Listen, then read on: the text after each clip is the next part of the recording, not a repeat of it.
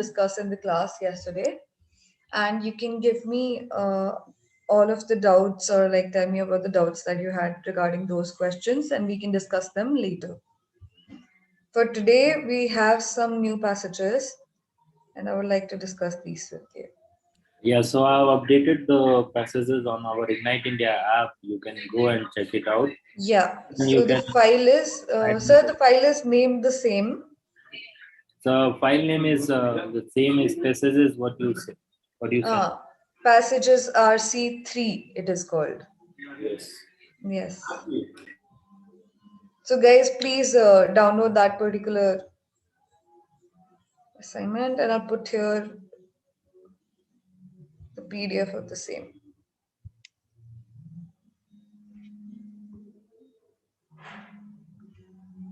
Yeah, you can either find it here in the chat box, or you can find it on the app.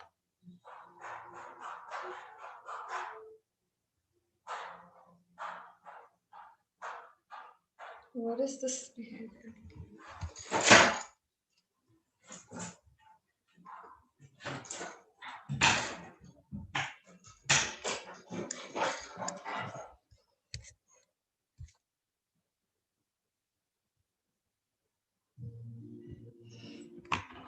Okay, can you see it? My screen? Is it visible to you? Yes, ma'am. Yes. So for the first one, we have a passage that talks about philosophy of education, and Plato, Aristotle, many of the important people are mentioned here. So go through this. Let's take about 3-4 minutes. It's a rather big one.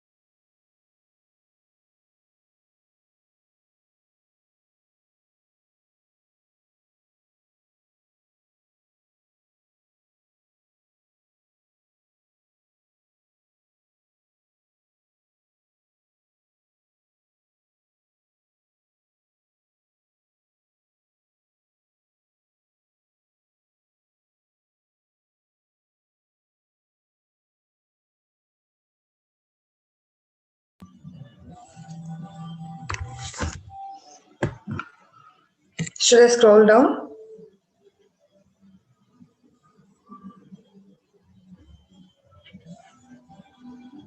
I hope you've read this much.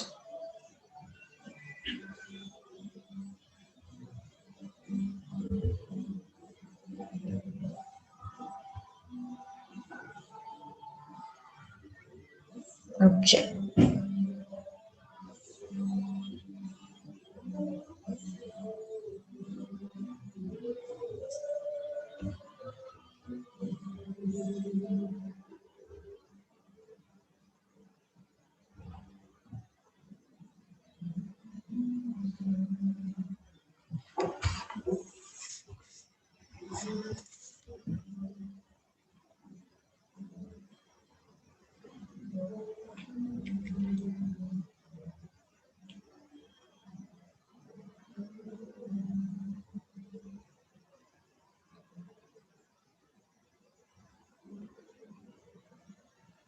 Okay, can we discuss the first question? Are you still reading?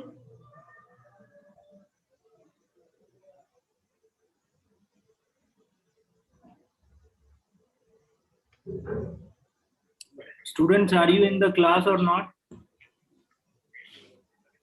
Because no one is like Answering. Yeah. students. Anyone is here? Yes. Yeah, they're putting it in the chat. Okay. Yeah. Okay. Okay, guys. Let's go to the first question. The first question is, what is the difference between the approaches of Socrates and Aristotle? Option 1. Option 1. Option A, the approaches were different and the difference is quite explicit. So yes, this one. Then the second one, where did you find evidence for the first one?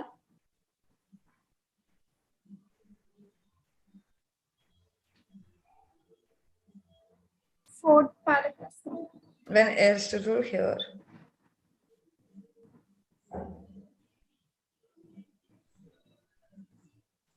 So they explain the difference in their opinions here.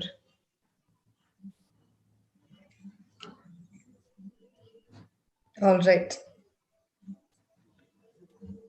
Then you come to, why do educationists consider philosophy a weak and woolly field?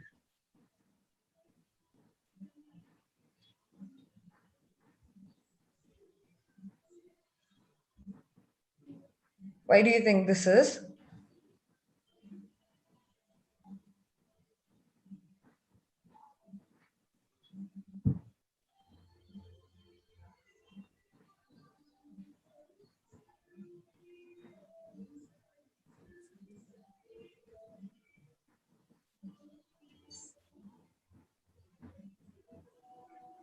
In the second paragraph, when you look here, many educationalists consider it a weak and woolly field too far removed from the practical application of the real world to be useful. So we have your reason right here, which is it is not practically applicable. So no practicality. It's been given in second para, first line. Then you come to third question. What do you understand by the term perennialism in the context of the given comprehension passage?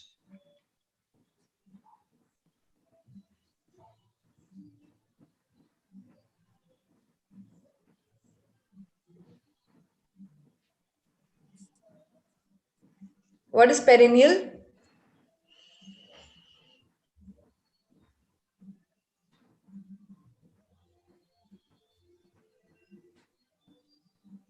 Okay, guys. So perennial means something that keeps on going. It is something which has no end to it. So, thus, the first option which says it refers to something which is of ceaseless important. Ceaseless meaning something which you cannot put an end to. So, the first one becomes the correct option.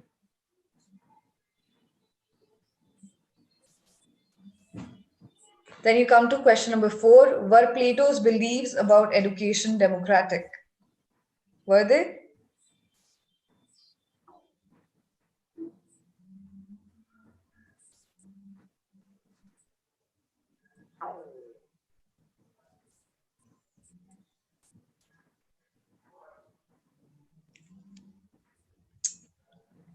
Go back to the passage where they mention Plato. They were.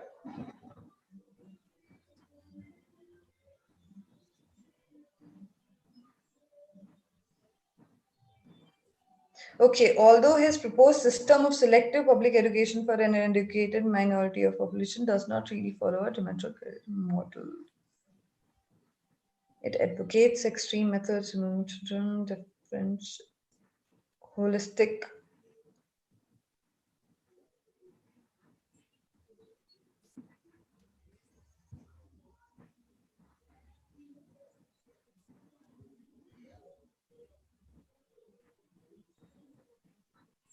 No, he wasn't really democratic about it.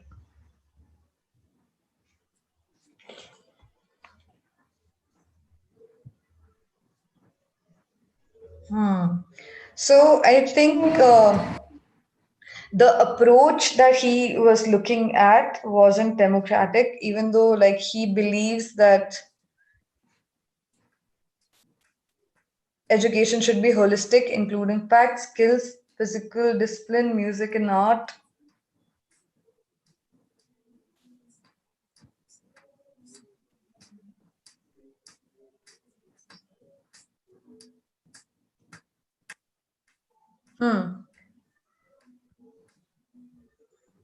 So he proposed a system wherein all classes are given education, but it does not follow a democratic model. So what they're trying to say is that his philosophy is based on democratic beliefs, but the way he wants the approach, it isn't democratic. He wants it to be forced onto people who do not want to be educated because they do not know what is good for them at that point, is what he believes.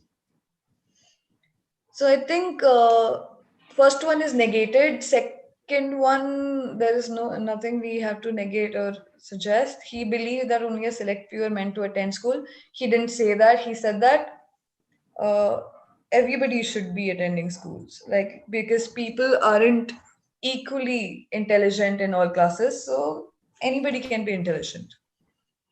Then he believed that all pupils are not talented. That also he believed. But there is only one question that actually gives you an answer to this. Question number 4: were Plato's beliefs about education democratic? So I think option 2 should be correct. However, his methods weren't democratic. Next. Okay. Why did Aquinas propose a model of education which did not lay much emphasis on facts? Third option. Third option: facts change with the changing times. So they're not important when thinking of holistic education. Okay. This one is a tiny passage from Martin Luther King's speech. It's about his speech, so just read it. And this shouldn't take more than 2 to 3 minutes. So quickly read it, guys.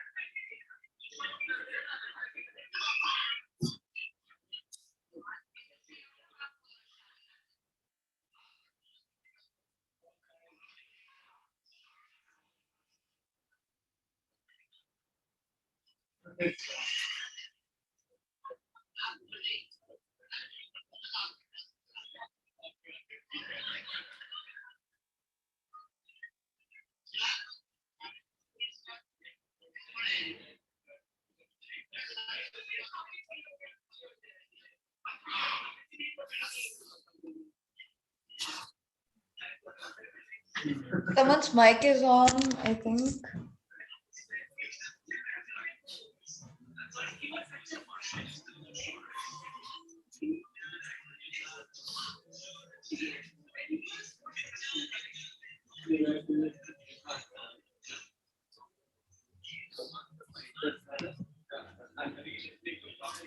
Yeah.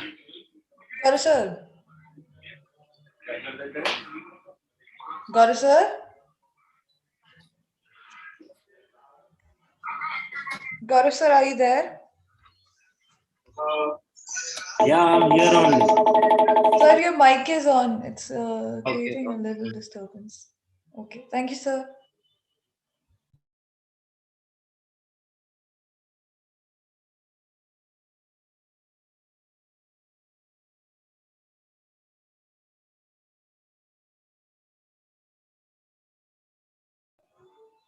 Okay, guys, let's go to the first question. What issues does Martin Luther King's speech address? Second one. Second option, Yes.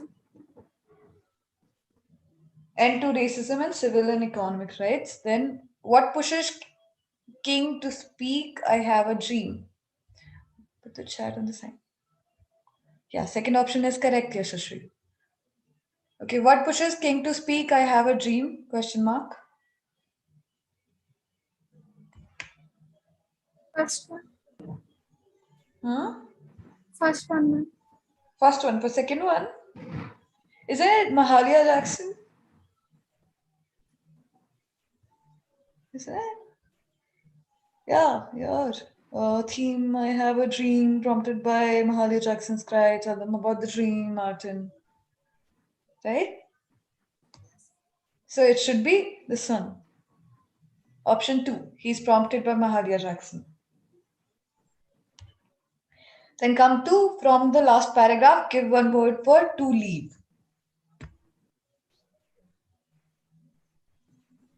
Departed. Departed. Departed. Like arrival, departure on the airport. Correct. Yeah. What is the name of Martin Luther King's famed speech? Fourth one. Fourth one, I have a dream. Then in front of whom does King speak?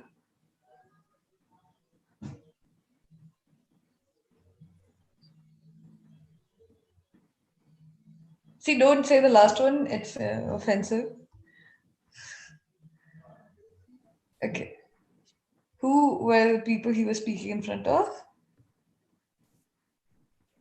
If you come here, call for civil economic rights, civil rights supporters from Option steps of one, Lincoln ma'am. Memorial, option 1. So the correct answer is the civil rights supporters. Come to this one. This is Rabindranath Tagore. Piece from the autobiography.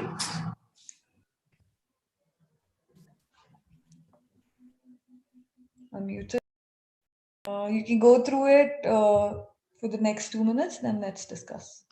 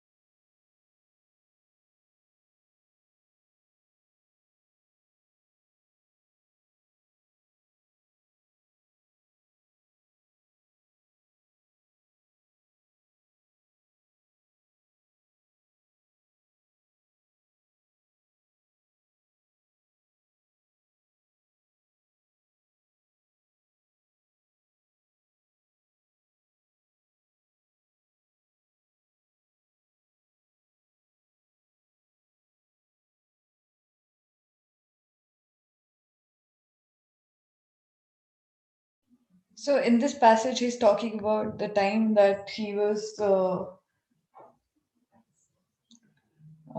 that his mind was already submitted to the philosophy of English people and all the Britishers all they like. So he's taking in from their literature. He's talking about their literature, how it appealed to him. Then he's talking about the current scenario, the disillusionment finally. So have you read it?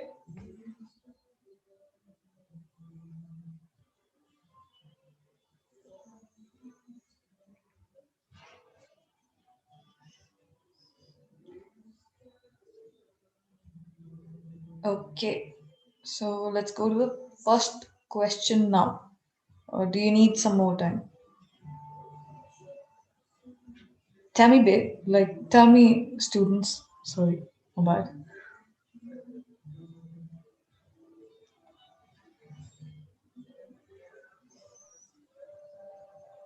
Okay, let's go to the first question. From the first paragraph, give a synonym for deep.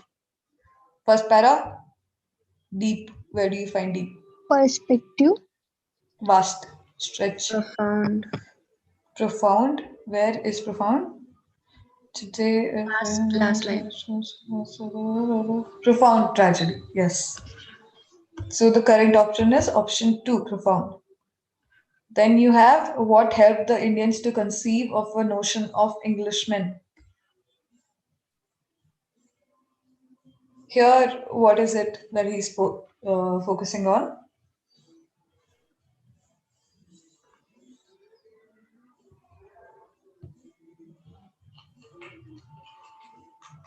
What does he talk about? He talks about the literature from that time, right? He's talking about all the literature that they have: Shakespeare's drama, Macaulay, then Burke, all of these. Thus, we're talking about what is the correct option, guys?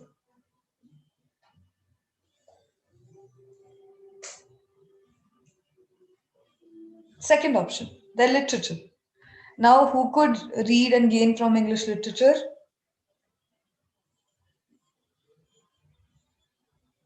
Have you read the para?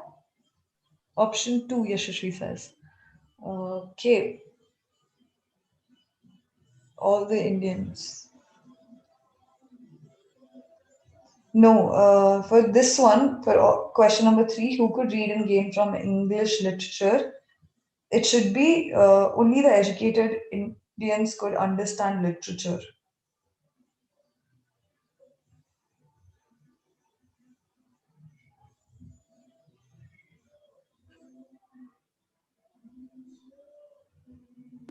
Ma'am, that was the answer of the second question. Okay. So you were referring to the second one at that time. All right.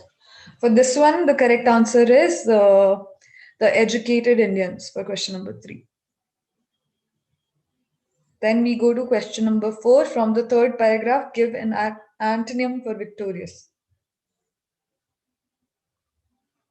So in second para, the word that we have is vanquished. Is there, right?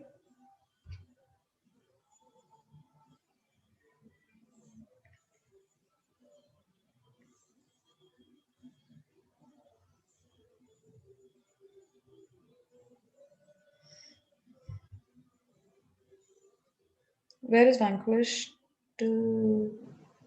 That's para 2. In para 3, fourth line.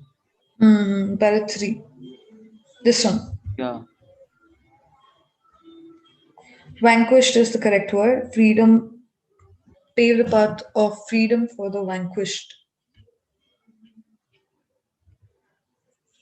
So the correct option is second. Then you come to fifth question. Whose speeches did Tagore listen to as a boy? John Wright, right? Yeah.